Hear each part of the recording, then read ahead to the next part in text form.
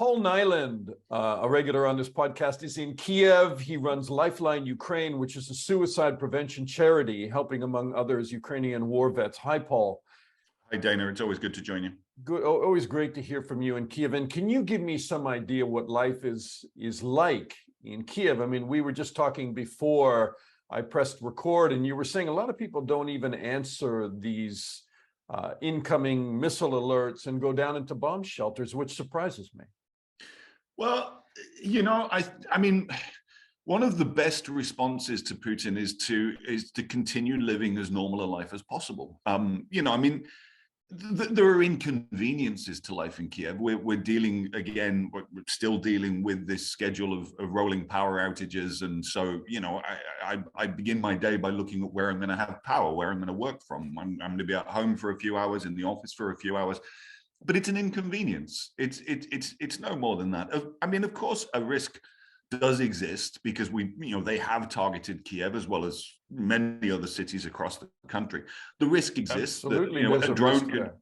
Yeah, of course there's a risk, but you know, by the same token, I've got things to do. You know, as you just said, I run a charity here, and you know, I've things that I have to get done as I go about my daily business. Right. Let me ask you this then: is there a feeling of a storm coming from Russia? Because I mean, so much is talked about in this new planned offensive by Russia, especially around February the 24th, the anniversary date of the original Russian invasion. I mean, I know you're in touch with a lot of people there. What is your feeling that Russia has got in terms of the next attempt to throw a hard right at Ukraine? Look, Putin loves anniversaries and he loves significant dates. And I mean, we've seen attacks on Ukraine that fell on Independence Day. We saw the murder of Anna Politkovskaya in Moscow in her apartment building on Putin's birthday. You know, symbolic dates are a big deal for him. So yes, I think we can expect something. I mean, he's also talked about capturing the entirety of Donetsk and Lugansk by the end of March, but he's issuing orders to his military that they're simply not capable of fulfilling. Will there be more and more of their poorly trained conscripts thrown against the Ukrainian armed forces to try to attrit them and to you know, kill and wound as many Ukrainians as possible, military and civilians? Yes, absolutely. We anticipate that is going to continue, and that is why Ukraine has to have the capacity to be able to respond to Putin's constant escalation, you know, and there's a view in the West about what Russia might consider to be an escalation. But what was the essence of your question? Is there another escalation coming from Putin? Yes, there is. So how do you, I mean, as a journalist, I don't like to, you know, I think war is a horrible thing. As a human being, I think war is a horrible thing. And talk of more weapons is the answer to the conflict, leave me somewhat uncomfortable. But the realities are the realities in terms of how do you stop this conflict? And a lot of people think the only way to stop it is for Russia to withdraw, and they have to be beaten back. Were you watching President Zelensky deliver these messages the last few days in London, today in the European Union? You know, give me bigger guns, give me warplanes, and are you comfortable with that?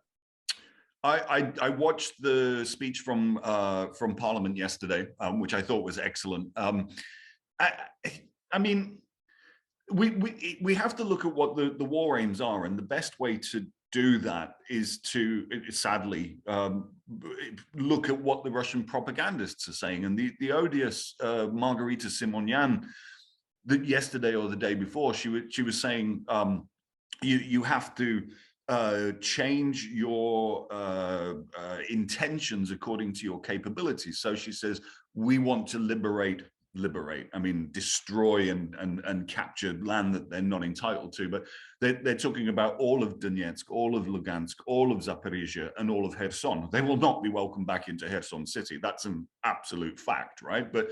But they're still talking about that. And then she went on to say, do we want Odessa and Nikolaev as well? Yes, but maybe at this time we can't take it. Maybe we'll have to come back for more, right? So when they're talking in terms like that about, turning Ukraine into a rump state with absolutely zero access to export either agriculture or steel or whatever it is that we've been exporting over the years. I mean, they already have done that on the Sea of Azov. Yeah. Luzhnsk was an important port. Mariupol was an important port. And I mean, it certainly reinforces this point that if you don't stop them now, they will continue and try and take more later. And if they can't get it now, they'll take it next month or next year. And that's the only solution of conflict, is to push them back. The only solution, just keep coming. The only solution is to completely defeat them, because if you were to look at what would be the goals of taking Odessa and Mykolaiv, it's to then link, not just have the land bridge from from Russia proper to occupied Crimea, but it also then links up Transnistria, and it opens Moldova up to attack as well. And we've seen Sergei Lavrov 4 days ago saying that Moldova is the next project that the West is trying to turn into an anti-Russian country, et cetera, and they still keep talking about translation. Because I've had to cover Lavrov for 20 some odd years. Mm-hmm. Whenever he says that the West is trying to do something, it means Russia's trying to do something, and he's laying the tile work for stepping into Moldova, further into Moldova, because they're already occupying part of it, right? But exactly. That they're stepping further into Moldova. So it's always the upside down with Lavrov. Yes, I mean the one skill that he has is to be a barefaced liar. You see no flicker of emotion, or his eyes don't betray him when he's telling lies. He's so good at it. He's been doing it for years. But no, you're exactly right. They already occupy a part of Moldova. Interestingly, actually, one of the people who showed up in Donetsk in 2014 actually was transplanted from Transnistria. He'd been, I think he was the deputy minister of defense or something like that in this Russian-created and Russian-controlled enclave there on the borders of Moldova and Ukraine.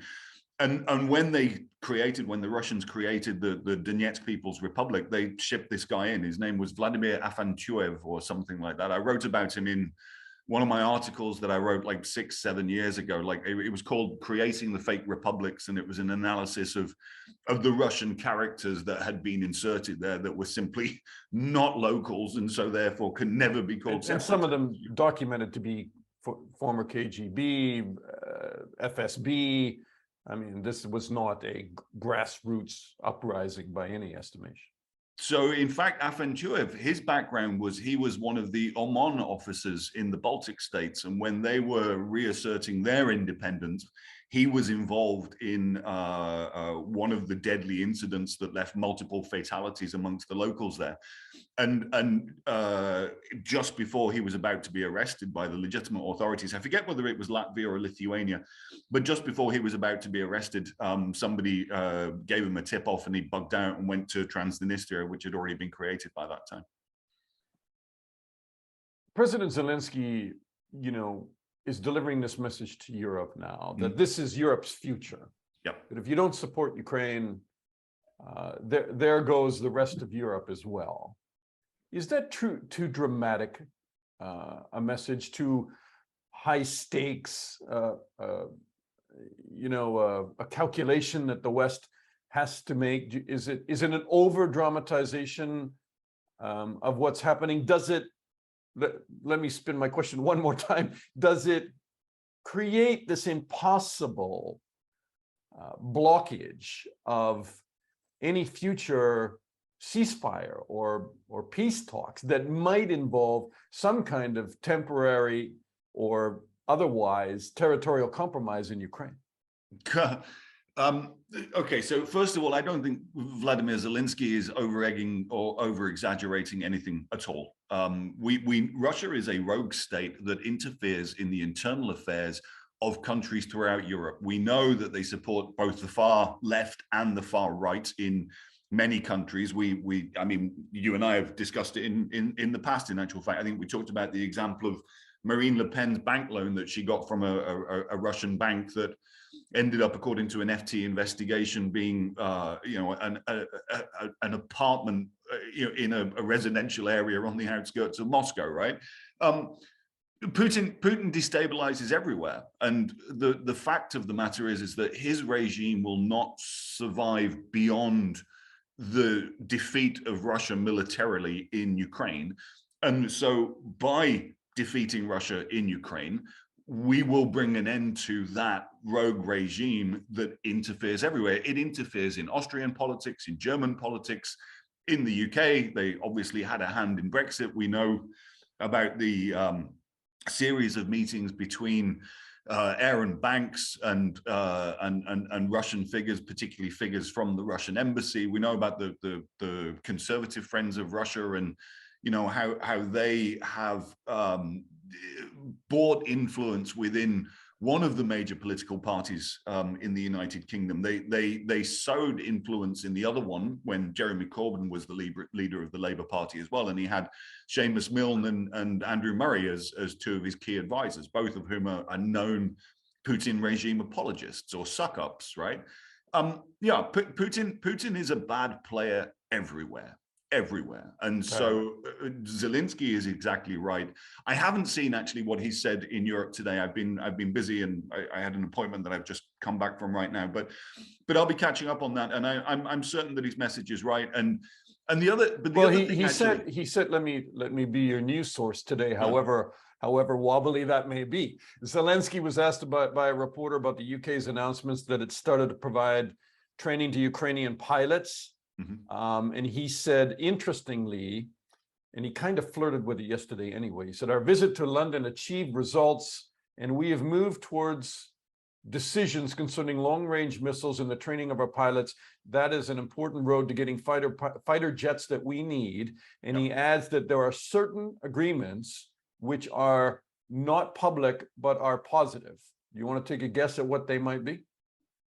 I mean, you can look back at what has already been provided to Ukraine and see how that was paving the way for the provision of aircraft down the line. So a lot of these radar systems that have been sent into the country, they're designed to interact with modern Western fighter jets. That I mean, as a standalone piece of kit, they're very, very useful to us for detecting incoming missiles and drones and whatnot. But in terms of targeting the enemy from the air, that's what those radar units are built for. And obviously there's no point in training pilots if the planes are not going to come afterwards. It must happen. And when we look towards Ukraine's counteroffensives, that we will see breaking the land bridge to Crimea that has been created in the immediate blitzkrieg in late February and early March of last year. The main battle tanks flanked by infantry fighting vehicles, the Bradleys and so on that are coming in from the United States, supported by by air dominance.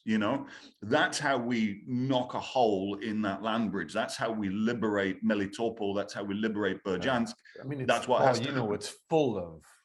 It's full of escalatory what ifs, right? Because if you have an aircraft firing on a Ukrainian aircraft from Russia, when the Ukrainian aircraft fires back at that target or takes out a missile launcher on the other side of the border, I mean, you know where it all, I don't know where it leads, but it paves the road towards, just more and more escalation involving direct attack on Russia. That's the fear, right? No, but I mean, I understand that that's the fear. And in fact, the last article that I wrote, my most recent article is always my pinned tweet. It's about not taking seriously any of these utterances that come out of Russia that are, this next step is escalatory. The HIMARS was escalatory. The provision of you wouldn't consider firing on aircraft over Russian airspace escalatory? So Danilov, the head of the National Security and Defense Council, 2 days ago was very explicit about this. And he said, we have given assurances, guarantees to our Western partners that we will not use their weapons to attack military assets inside of Russia. But we have our own weapons that can certainly hit them, and we will. And Ukraine has already been doing this. And the other way that you have to look at this as well is in what Russia perceives Russia to be. which is one of the things that I wrote about Right. in my most recent article. That's They perceive that apparently Crimea, is a borderless state that wants to expand under Putin exactly. endlessly. Yeah, exactly. And the recent maps of Russia that have been put out include all of Kherson, all of Zaporozhye, etc., when they have no hope of gaining all of those oblasts anyway. But going back to the question of what does Russia consider to be Russia, they absolutely consider that Crimea, wrongly, is a part of Russia. We are hitting Crimea already. We are hitting air bases in Crimea. We are hitting refineries in Crimea. We hit the Crimean bridge, the Kerch Strait Bridge, right? And at the end of the day, what did Russia do? Did they come through on their threats, or their Russian military doctrine says that they can use a nuclear weapon if there is a threat to the territorial integrity of Russia? Well, they haven't, and they declared Kherson to be Russia as well. And when we liberated it, they went back across the other side of the Dnieper River and set up new lines of defense over there, right? Well, lines of defense and attack, because they continually, since the liberation of the city of Kherson, they continue bombarding it on a daily basis to make the lives of civilians there miserable. Tell me, just to conclude and try to wrap this up, because there's so many things I want to talk to you about, but do you think, as we look forward, that the war in Ukraine is going to be decided in the next few months in terms of these are critical battles that will probably take place, depending on who wins territory, who loses territory, that will shape not only the ground, but it will shape the atmosphere for discussions going forward? I do believe that there's going to be decisive events in the coming months that do change the course of the war, right? And they will be, as I mentioned earlier on, liberating the cities that are on the Azov coast, Melitopol and Berdyansk, and breaking that land bridge. And at the point that the land bridge is broken, Russia has achieved nothing in this war, right? They thought that, if they connected Russia proper to Crimea, then they'd sustain their hold over it. Breaking the land bridge says Russia will not sustain their hold over the peninsula of Crimea. And the only other way of supplying Crimea, other than boats and ferries, is the Kerch Strait Bridge, which we've proven we can hit once, and it can be hit again, and it will be hit again. And at that point, then Crimea and Russia's occupation of it, Crimea becomes isolated, and the occupation is untenable from there on forward, and especially with the longer range weapons that we're being promised now as well, because more and more Russian military assets on the peninsula of Crimea can be targeted and will be targeted as well. When will be the end of the war? I know you've spoken with General Ben Hodges on several occasions, and he is one of the most bullish people on this. He's repeatedly said that Crimea can be liberated by August, and I bow to his greater knowledge. He has a cult following, by the way, because a lot of people feel that he says what the White House won't say, or that the Pentagon should say and doesn't say. It's interesting, the reactions that I've had from those interviews, because Hodges is all about breaking that land bridge and then putting the Ukraine army in the position of bombarding Crimea and making it untenable for the Russians. And it's chilling to think that could be just around the corner in a month or 3 or 4, and what reaction that will bring from Russia.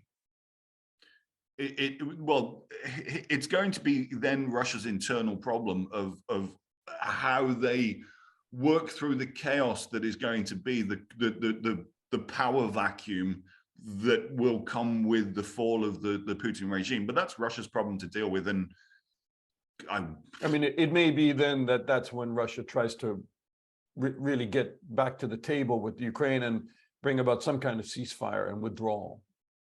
That's what must happen ultimately. It's the full withdrawal of all Russian occupying forces from all parts of Ukraine, and whoever Ukraine ends up negotiating that with, and whatever international mediation comes with it. they're steps that are further down the road, but as we discussed, the breaking of the land bridge and the cutting off of the other supply route to Crimea simply makes Russia holding it untenable, and the longer range missile strikes makes their military occupation, or it ends it, and that's always been Ukraine's military goal, and not just the military goal, but it is the united position of the vast majority, like 97% of the Ukrainian population as well. This is what must happen. This is how it must end. And no Ukrainian citizens, and this is a really, really key important point, no Ukrainian citizens can be left behind occupied or lines of occupation where they're subject to torture and arbitrary execution and rape and the appropriation of their properties and just being treated like, like second-class citizens in their own country. Every Ukrainian citizen and every inch of Ukrainian land must be liberated. Paul, just last word to you on LifeLine Ukraine, which probably is now more in demand than it's ever been in terms of, being there to help, to not stop suicide, but to help people in that space. How do people support you, and what would you say about LifeLine Ukraine, just really quickly to wrap it up? So we're currently funded by a grant from USAID through an organization called IREX, and we had some savings in our last grant, so we just agreed a small cost extension with them. I've got other grant applications that are in with various other parties as well.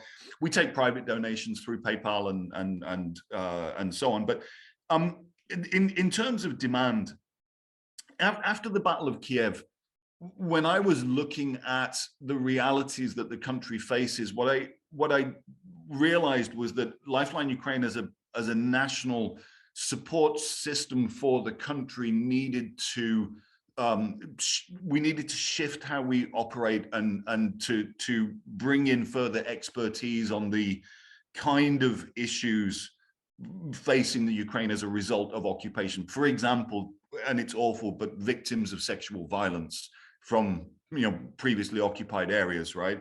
That's one of the things that we've added training to. Documented as war crimes right now, and going to The Hague in all likelihood. And I mean, it's one of the elements of the war crimes, and there's a long read on the New Yorker talking about the psychologists who are helping the victims of such crimes, that is absolutely harrowing in what it describes. But sorry, but I didn't mean to interrupt you, because you said that was an element of the things that LifeLine Ukraine is doing. What else? So the demand for support from LifeLine Ukraine has gone from around about 1,000 calls and chats, total interactions per month before February the 24th, up to around 3,000 now. And so, it's a threefold increase in the instances of support that we're providing.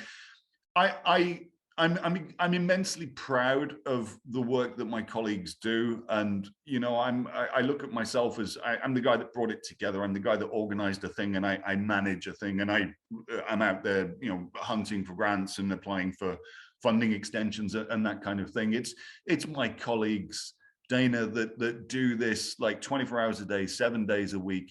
And an interesting thing, actually, from the early days, like before we built the national reputation that we have now, like sometimes we'd be quiet. Sometimes I'd have 2 colleagues, 3 colleagues in the office, and there'd be no calls going on at that moment. And the instant the phone rings, they would rush between them to be the one who would answer that call. And they never know what they're going to face. It could be a conversation with somebody who is lonely. It could be a conversation with somebody who's struggling with addiction. It might be an emergency situation where there's an imminent threat of somebody taking their own life. Whatever the circumstances, they don't know until they answer that phone, but they rush between them to be the one to be the next one to answer the next call. I'm sorry, you're one of the few organizations that I wished wasn't successful in terms of that there wasn't any demand for it, but it's great that you're there, and people can look up online if they want to know more about LifeLine Ukraine and Paul Niland. Just put it in your browser, and there's lots on. You can find the site, and you can read in and find a way to support as well. So thank you so much, Paul. A pleasure again chatting with you. And, you know, it's not just that we are necessary as Lifeline Ukraine here in Ukraine. Suicide prevention hotlines are necessary in every single country in the world, and they exist in every single country in the world as well. Ukraine didn't have one until we built ours. So I thank you very much for bringing that into the conversation as well, Dana. Till next time. Paul Niland in Kyiv. Thanks so much, Paul.